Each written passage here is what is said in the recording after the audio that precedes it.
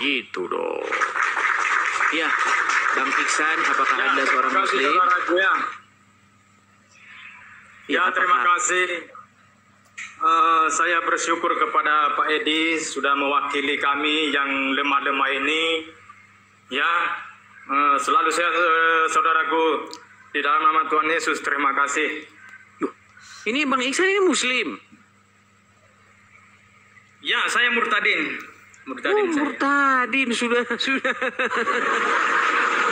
Bagaimana jalan ceritanya Anda itu meninggalkan agama Islam? Ya, mungkin agak lama ya. Karena pada waktu itu saya selalu berdoa itu dengan bahasa Arab. Dan saya bisa baca huruf Arab itu, tapi saya tidak tahu artinya. Oh ya, jadi, persis itu seperti yang saya katakan. Itu memang kenyataan, Bang. Jadi kenyataannya itu, banyak orang Islam itu pandai berbahasa Arab, mengulang-ulang bahasa Arab, tetapi tidak mengerti artinya. Kalau kata Ustadz Munzir Situmorang, katanya seperti keledai. Flipper, makasih Bang. Makasih Bang Flipper. Lama Bang Flipper tidak kelihatan. Jadi abang dulu seperti itu. Ngelihat, baca-baca tulisan Arab, kemudian baca-baca. Ya, saya tidak tahu pada waktu itu. Jangan dulu nak. Pada waktu itu kan saya selalu ya mengucapkan ini. Mungkin bisa saya ngomong dulu Pak Aris ya. Silakan. Bismillahirrahmanirrahim. Alhamdulillahi rabbil alamin. Arrahmanirrahim. Malik yaumiddin. Iyyaka na'budu wa iyyaka nasta'in. Ihdinas siratal mustaqim. Siratal ladzina an'amta 'alaihim ghairil maghdubi 'alaihim waladdallin. Ini Pak Edis, saya merenungkan ketika saya sudah memahami terjemahan tersebut. Dulu saya rajin ya, saya taat kepada Islam. Jadi saya menganggap yang saya baca setiap hari itu kata-kata yang mulia kepada sesembahan saya. Jadi pada waktu itu puji Tuhan ada yang suatu saya renungkan yang mana dalam kalimat ihdinas siratal mustaqim, artinya tunjukkan kami jalan lurus. Jadi saya memahami itu berarti kalau saya setiap hari, malah lebih setiap hari saya mengucapkan kalimat ini, berarti saya dalam di jalan yang belok. Itu pemahaman saya. Jadi ketika itu tunjukkanlah kami jalan lurus. Berarti saya ini dalam keadaan jalan belok. Jadi saya mencari tahu di mana jalan yang lurus. Jadi saya baca di dalam itu saya jumpa ya di surah Al-Zukhruf 61 bahwa dikatakan di situ inti dikatakan di situ Nabi Isa lah jalan yang lurus. Jadi ketika itu saya mencari tahu siapakah Nabi Isa ini. Saya mencari sebagai yang saya percayai bahwa Nabi Sallallahu Alaihi Wasallam bahwa dialah yang kami ikuti. Jadi saya anehnya dalam saya mencari ini saya tidak mendapatkan bahwa Nabi Muhammad yang jalan lurus. Jadi dikatakan sini Nabi Isa. Jadi ketika itu saya cari ya siapa dia ini Nabi Isa. Jadi ketika itu pada itu saya baca ketemu di surah Al-Imran yang 45 dikatakan di situ Nabi Isa anak Maria, ya kalimat atau firman Allah, tapi yang terkemuka di dunia dan akhirat. Jadi saya memahami itu dikatakan di situ akhirat, artinya kalau dia nabi berarti nabi akhir. Jadi tiada lagi selain dia karena dia akhir. Jadi ketika itu saya merenungkan lagi kenapa dengan pemahaman kami dikatakan bahwa Nabi Shallallahu Alaihi Wasallam adalah itu nabi terakhir. Jadi saya menjanggal. Jadi karena saya renungkan itu Pak Edis pada waktu itu, saya berpikir berarti daripada saya bingung, saya mencari tahu siapa yang menciptakan langit dan bumi. Karena itu saya mencari kalau ada yang mengaku saya yang menciptakan langit dan bumi, berarti dia Tuhan udah pasti.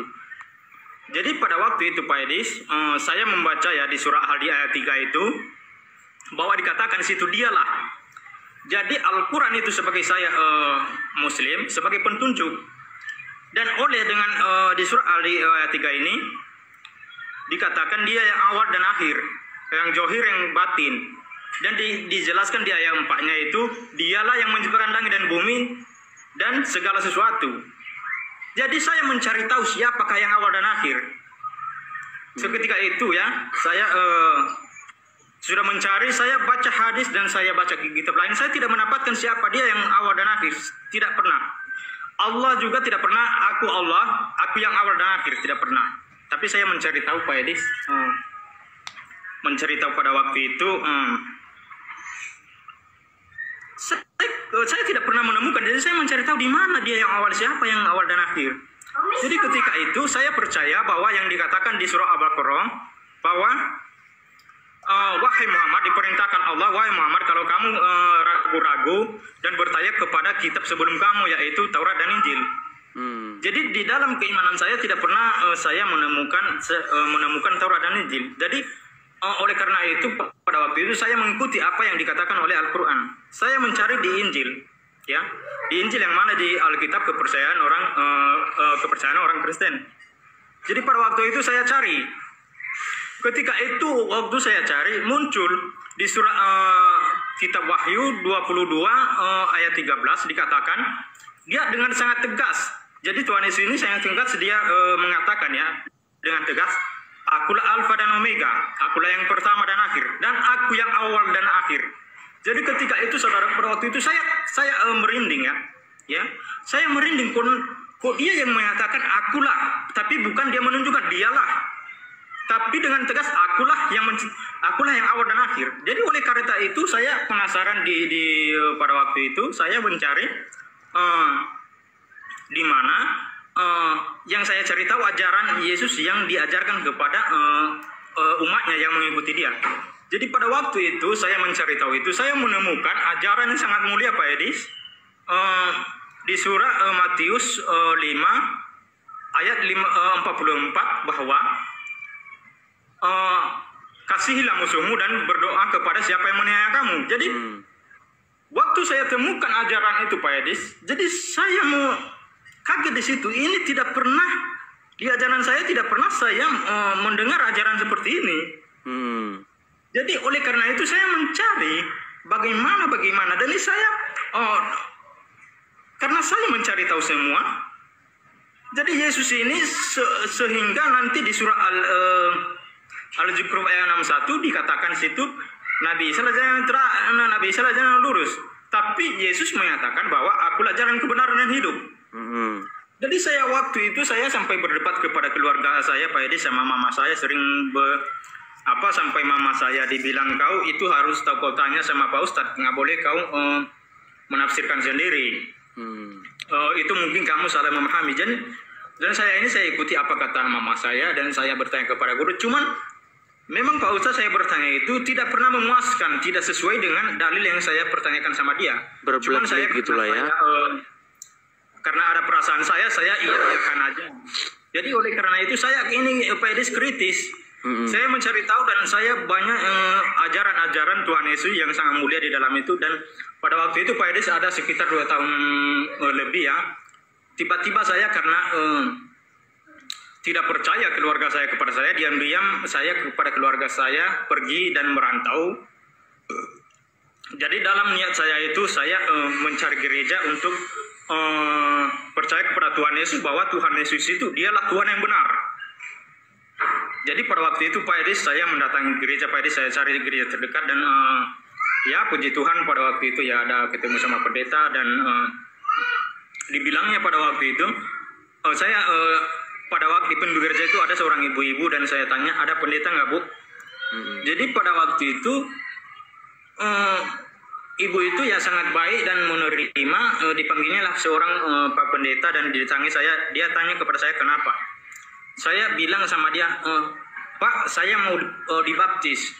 Jadi Pak Pendetanya baik, dikasih saya duduk dan ditanya kenapa kamu mau minta dibaptis, emangnya Bapak belum pernah dibaptis. Saya bilang sama dia, saya ini Pak belum pernah dibaptis ya. Karena saya ini Islam, jadi saya bilang Islam, langsung kaget Pak Pendetanya ini. Jadi kaget dia, berceritalah kenapa dan saya jelaskan bahwa saya mengikuti Tuhan Yesus ini dengan sungguh-sungguh dan saya sudah mencari tahu dia siapa dan saya percaya bahwa dialah Tuhan yang benar. Jadi oleh karena itu dijawablah oleh Pak Pendeta, oke saudaraku, kalau kayak gitu, kalau memang betul lu percaya kepada Tuhan Yesus, tapi kalau sekarang kita tidak bisa, walaupun Bapak sudah percaya kepada Tuhan Yesus, tapi itu tidak bisa kami langsung terima begitu. Tapi harus kau melalui pengajaran dulu, harus tahu kau arti baptis, dan harus kamu mengenal Tuhan Yesus itu siapa sebenarnya. Jadi dalam waktu itu Pak Edes, saya jujur aja, pada waktu itu Pak Pendetanya bilang kayak gitu, tidak dibaptis. Jadi dalam pikiran saya ini kenapa saya ditolak Pak Pendeta? Apakah dia tidak percaya kepada saya? Jadi saya tidak tahu, karena di dalam keimanan saya dulu, asal ada orang yang datang ke masjid untuk percaya kepada Nabi Muhammad, hanya mengucapkan 2 kalimat syahadat udah sah. Jadi ini saya merasa ditolak pada waktu itu. Padahal bukan itu maksud Pak Pendeta, tapi pikiran saya terbelok pada waktu itu, berarti Pak Pendeta yang tidak percaya. Dan karena itu, karena saya sungguh-sungguh percaya kepada Tuhan Yesus, saya mengikuti apapun yang dikatakan oleh Pak Pendeta. Saya mencari tahu apa yang dimaksud pengajaran ini, dan pada waktu itu dijelaskan inilah arti baptis, perbuatan yang lama yang tidak baik dan ditinggalkan menjadi perbuatan yang baik. Itu yang diajarkan oleh Tuhan Yesus. Jadi pada waktu itu Pak Edes, saya diajarkan, saya dibaptis, dan saya merasakan waktu saya dibaptis itu Pak Edis, ya, ada kelebihan sesudah saya dibaptis itu dengan 1 minggu kemudian, ketika saya membaca ulang Alkitab, baru saya mengerti apa firman Tuhan. Jadi pada waktu itu belum saya dibaptis, walaupun saya diajarkan dan saya tidak pernah paham. Jadi ketika saya dibaptis ada berupa perbedaan Pak Edis. Jadi itu saya sekarang ini lebih sungguh-sungguh kepada Tuhan Yesus, dan Tuhan Yesus itu Tuhan yang benar. Tapi ngomong-ngomong, tapi ngomong-ngomong, ini abang bukannya lagi di masjid? Bukan, ini di rumah. Oh, tapi rumahnya macam masjid rumahnya. Oh, terus bagaimana tanggapan keluarga? Ya, tanggapan keluarga sampai sekarang saya, karena ini baru saya percaya kepada Tuhan. Memang udah lama saya percaya, cuman masih ragu-ragu karena masih belum berani kepada keluarga. Jadi karena ketika itu Pak Edis, karena saya sangat percaya Pak Edis, saya keluar Pak Edis, saya merantau dengan alasan saya, daripada saya berkelahi sama keluarga saya, lebih bagus saya diam-diam merantau. Jadi alasan saya merantau, dan itu niat saya untuk percaya kepada Tuhan. Jadi sampai sekarang saya Pak Edis, keluarga saya itu memang saya ditolak dan dikatakan bahwa kamu itu tidak waras dan apa. Itu kan Yesus itu kan manusia. Kenapa kau percaya sama itu, sama orang-orang Kristen itu? Jadi daripada saya istilahnya berdebat sama keluarga saya, makanya saya merantau Pak Edis. Saya mencari kerja, bekerja sama orang Pak Edis. Walaupun kami di kampung ada rumah dan ada kebun sedikit, tapi saya tidak peduli itu Pak Edis. Tapi bukan artinya tidak sayang sama saya sama keluarga. Tapi sayang, tapi saya prioritaskan Tuhan dulu. Betul. Harus lebih dekat Tuhan dulu, karena Tuhan itu bagi saya itu maha kuasa. Jadi ketika nanti itu ya, karena saya percaya itu nanti saya percaya bahwa keluarga saya itu nanti akan dijamah oleh Tuhan Yesus. Jadi saya berdoa terus Pak Edis. Jadi saya keterbatasan saya ini Pak Edis, sampai istri saya suami udah kecerai kami ya. Jadi cerai masalah ini juga, dari keluarga saya tidak terima. Jadi anak saya itu masih di pesantren Pak Edis, masih di pesantren mereka saat ini, masih di pesantren Pak Edis, serius. Jadi karena Anda jadi Kristen, akhirnya istri Anda pun akhirnya meninggalkan Anda begitu. Iya. Waduh. Ya itu ya teman-temannya, karena memang. Jadi anak saya ikut dia. Jadi bayangkan saja Pak Edis, pada waktu itu bagaimana mereka membenci saya itu Pak Edis. Ada sesuatu rezeki saya kemarin Pak Edis. Saya mau ngirim untuk nafkahi anak, tapi mereka menolak. Jangan kau kirim uang, kami bisa ngasih makan anak. Jadi bagi saya nggak apa-apa Edis. Selalu saya berdoa kepada Tuhan Yesus yang benar. Dan saya percaya itu akan nanti mereka kalau sudah besar tahu dia mana Tuhan yang benar, yang layak disembah. Jadi tahu dia Tuhan yang layak disembah. Itu aja Pak Edis. Salah satu pemicu Anda itu kok bisa-bisanya Anda itu akhirnya meninggalkan agama Islam itu sebenarnya gara-gara apa? Apakah juga gara-gara sering nonton-nonton diskusi atau bagaimana? Bukan. Mungkin baru-baru kali ini saya menonton. Jadi saya itu Pak Edis, tapi bukan saya mengaitkan. Tapi intinya ini Pak Edis, kalimat dari surah Ahadi ayat 3 ini surah Ahadi 2, 3 dan 4 itu berkaitan. Jadi saya mendalami itu Pak Edis karena huwa itu Pak Edis itu kan wal awalu wal akhiru. Jadi huwa itu artinya laki-laki yang lahir. Itu artinya bahasa Arab. Dialah yang awal ya. Pak Edis, zohir itu mungkin di privat Pak Edis ya, tapi bukan, saya tidak mau menjelaskan di sini Pak Edis ya. Mungkin zohir itu lahir kalau bagi saya, karena saya ada Al-Quran lama yang kuno yang sudah lama. Itu zohir itu artinya terjemahannya dulu lahir, bukan zohir. Lahir dikatakan di situ. Dia yang lahir, yang batin, dan yang batin. Dia yang lahir dan yang batin, itu dia Pak Edis. Jadi gini Bang Ihsan, ini banyak yang menuduh Anda ini katanya settingan, bahwa Anda itu ini hanya settingan, bukan Islam beneran. Gimana? Apakah Anda setuju kalau kita kasih naik satu Muslim? Ya, itu tidak mau saya berdebat Pak Edis. Cuman saya mengatakan kalau saya bukan Islam pasti saya tidak tahu membaca huruf Arab. Tapi kalau saya sampai sekarang memang saya tidak tahu bahasa Arab, hanya bisa membaca. Dan itu semua bisa saya hafal-hafal huruf Al-Quran. Kalau Yasin, tapi jangan semua ya, tapi yang pertama aja. Yasin wal Qur'anil Hakim. Innaka laminal mursalin ala siratim mustaqim tanzilal azizir rahim litunzira qauma ma unzira abahum fahum ghafilun. Jadi saya jangan semua, jadi jadi surah Al-Ikhlas sah ya Muslim ya.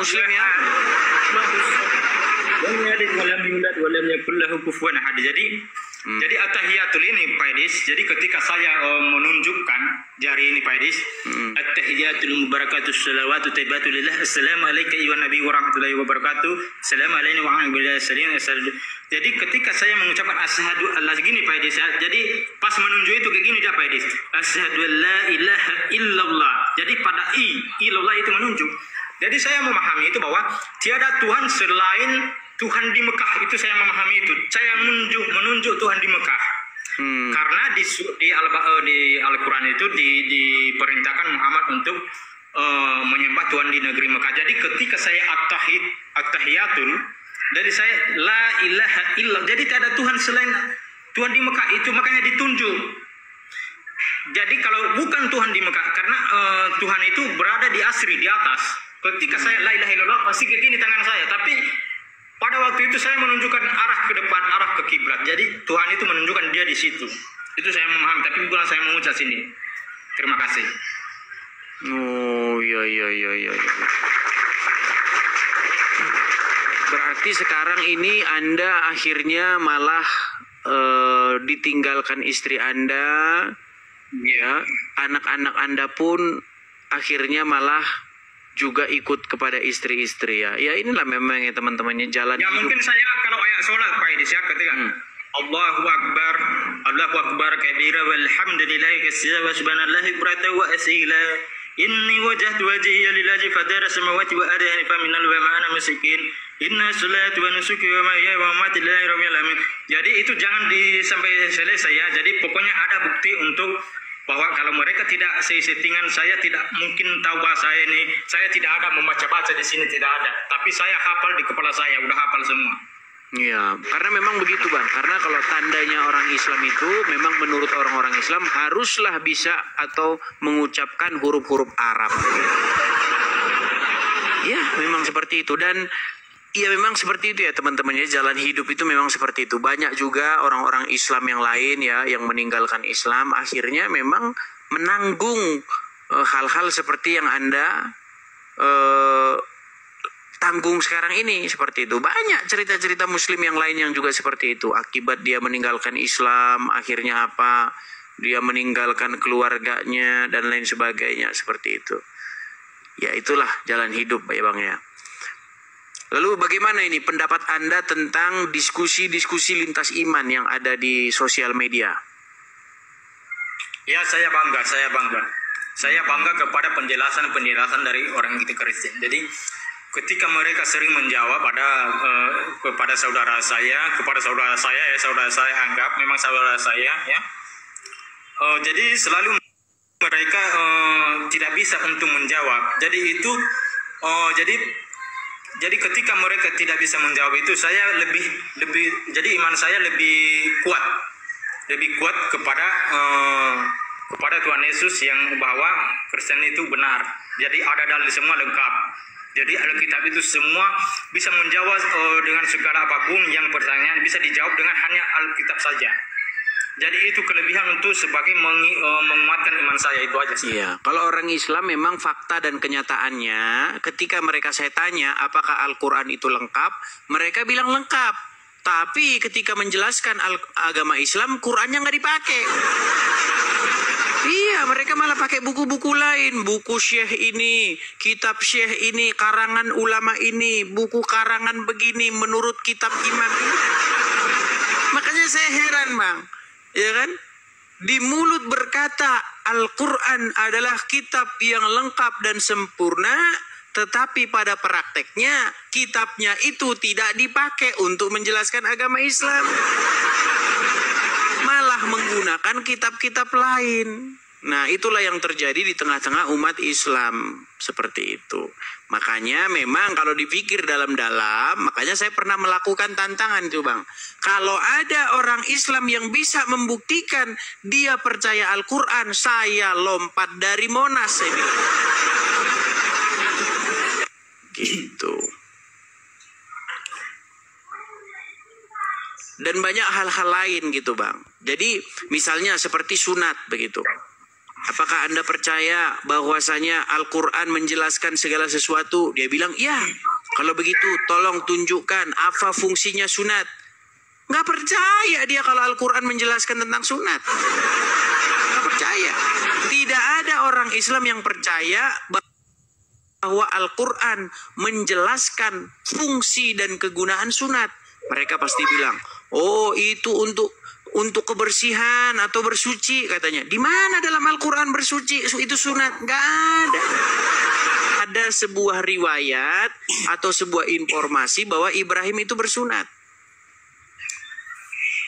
Begitu. Jadi kalau memang kita ikuti narasi mereka memang seperti itu, Bang. Ya, artinya Abang sudah meninggalkan agama Islam, itu sudah satu satu perpindahan lah dari kesesatan menuju jalan yang benar, seperti itu. Karena banyak orang di luar sana beragama itu hanya ikut-ikutan, Bang, tanpa pernah membandingkan, tanpa pernah mempelajari, seperti itu. Seperti orang yang diberi uang palsu. Orang yang menyimpan uang palsu, dia tidak pernah sadar bahwa uangnya palsu karena dia tidak pernah membandingkan dengan yang aslinya. Seperti itu. Ya. Nah, saya itu sudah menghabiskan waktu belasan tahun untuk membandingkan Al-Quran dengan Injil, dengan Taurat. Saya bandingkan. Nah, ketika saya bandingkan, oh begini. Nah, saya melihat Al-Quran itu seperti kitab yang lepas-lepas begitu halamannya. Begini, lompat ke sini begitu. Di dalam Taurat diceritakan bagaimana Abraham itu sunat. Kenapa dia sunat? Apa maksudnya sunat itu? Latar belakangnya apa? Ya kan dijelaskan semua. Tetapi ketika saya baca Quran sampai gotak kepala saya tidak temukan ada Ibrahim sunat di Quran. Tidak ada. Lalu orang Islam berkata, Ibrahim itu sunat katanya. Di Quran mana Ibrahim sunat? Oh, bukan di Quran, di kitab ini. Katanya Quran lengkap, sempurna. Ya memang kadang-kadang omongan itu hanya sekedar di mulut saja begitu. Karena memang provokasi yang sudah diucapkan terus-menerus akhirnya dipercaya oleh banyak orang. Walaupun orang itu tidak pernah memeriksanya. Seperti itu, Bang.